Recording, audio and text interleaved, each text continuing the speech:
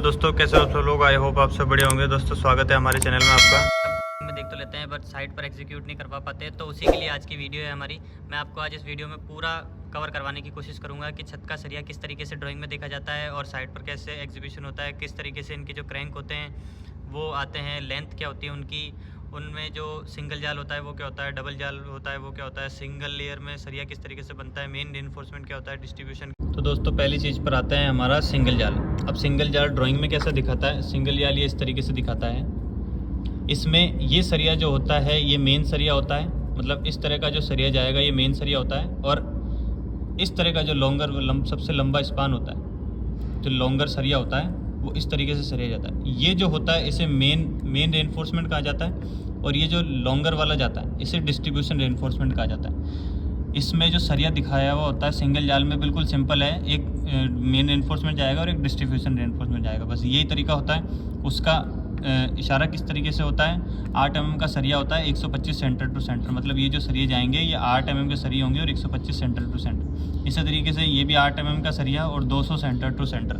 Main reinforcement ये होता है, डिस्ट्रीब्यूशन रेनफोर्समेंट ये होता है। इसमें समझने वाली और कोई बात नहीं है।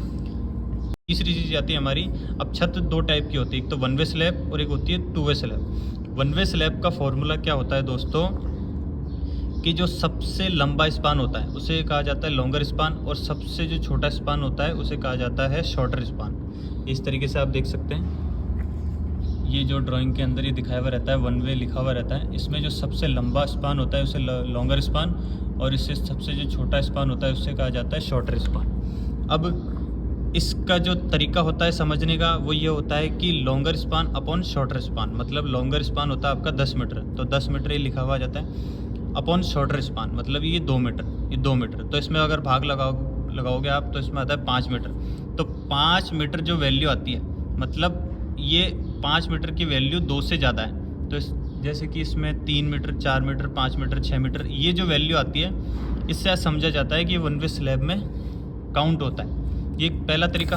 अब दूसरा को समझने का दूसरा तरीका ये है दोस्तों कि इसमें दोनों तरफ से क्रैंक आता है, मतलब ये सपोर्ट होता है, ये सपोर्ट होता है, ये अगर बीच में से डिफ्लेक्ट होती है तो ये दोनों तरफ से इसका क्रैंक आता है। अब मैं आपको ड्राइंग में भी समझा देता हूँ। जैसे ये वन वे लिखा हुआ है, अब इसमें दोनों तरफ से देखो आप क्रैंक आ चुका है, इधर से कोई क्रैंक नहीं है, इधर से भी कोई क्रैंक नहीं है, ये जो लास्ट सपोर्ट है इसमें इधर से भी कोई क्रैंक नहीं है, मतलब ये पूरे जो सरिये जाएंगे यहाँ से क्रैंक होते हुए जाएंगे, और ये भी सरिये जाएंगे इधर से क्रैंक होते हुए जाएंगे। तो इसका मतलब ये वन वे स्लैब होती है। अब वन वे स्लैब में तीसरा तरीका ये आता है दोस्तों कि क्रैंक का तरीका क्या होता है। क्रैंक हम दे तो देते हैं, वो सब समझ में आता है, लेकिन क्रैंक का तरीका क्या होगा।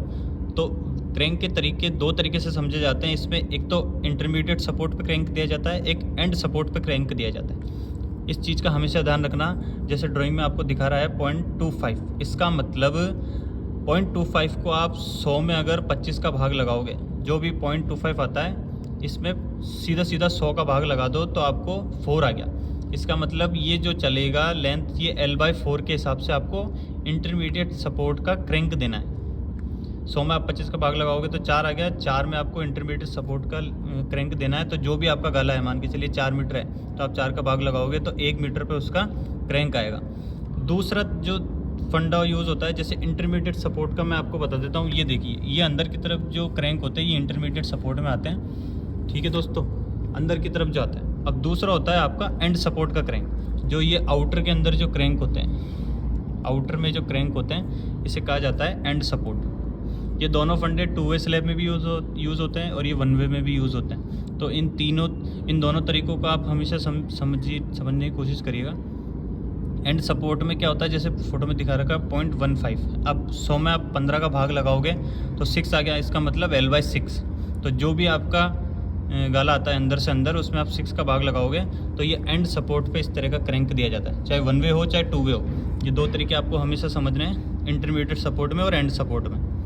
अब तीसरा तरीका इसमें ये होता है कि जो सरिया कूद चुका हो, जैसे ये वन वे स्लैब में मैं आपको बता देता हूँ कि जो सरिया बाहर की तरफ कूद चुका हो, जैसे इसमें ये दिखा रहा है कि ये वन वे स्लैब आ गई, ये तो सिंगल जार आ जाता है, ये जो क्रैंक आ गई, ये क्रैंक का सरिया आपने दे दिया, ये यहाँ से क्रैंक हुआ और उसके बाद में सीधा चला गया, वहाँ से क्रैंक आया, फिर ये सीधा चला गया। अब इसका सेंटर जो है वो 125 mm पर रहेगा, ये तो सबको पता ही होगा।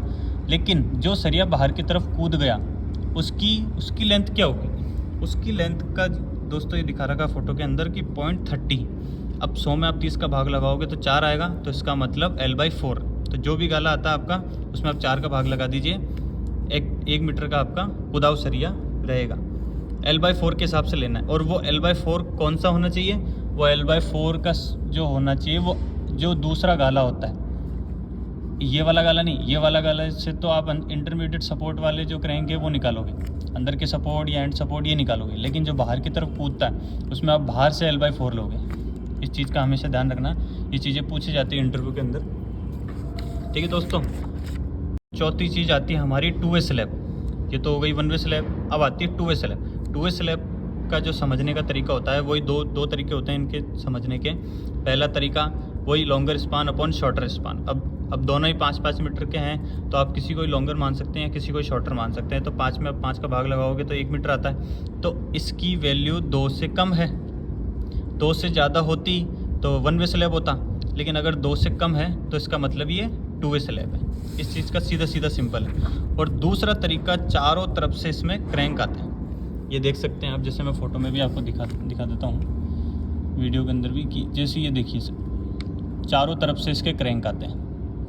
अब इसमें बाकी कुछ नहीं रहा, सरिया आप समझ ही चुके हो किस तरीके से सरिया बांधा जाता है। मेन रिइंफोर्समेंट क्या होता है, डिस्ट्रीब्यूशन क्या होता है, क्रैंक जो होता है जिसमें लिखा हुआ है, बहुत अच्छी बात है, वेल एंड गुड है, लिखा हुआ है, नहीं तो मैंने आपको बता ही दिया किस तरीके से इंटरमीडिएट सपोर्ट में L/4 के हिसाब से या L/6 के हिसाब से लेना है। बाहर का जो कुदाव सरिया वो भी मैंने आपको बता दिया। तो इसी तरीके से आपको छत का सरिया पूरा चेक होता है।